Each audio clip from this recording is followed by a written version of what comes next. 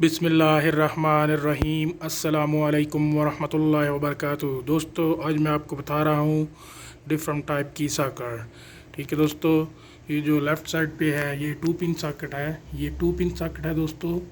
ये 3 pin socket plus 2 pin socket, उसके साथ ये इसका बटन है स्विच। ठीक है दोस्तों, इसी तरह ये सॉकेट भी 3 पिन और प्लस 2 पिन सॉकेट है। ठीक है दोस्तों, इस तरह ये भी एक सॉकेट है, ये 3 पिन सॉकेट है। इसके अंदर ये स्विच है, बटन है इसको ऑन ऑफ करने के लिए। ये 110 की इंडिकेशन है, ये 220 वोल्ट की इंडिकेशन है।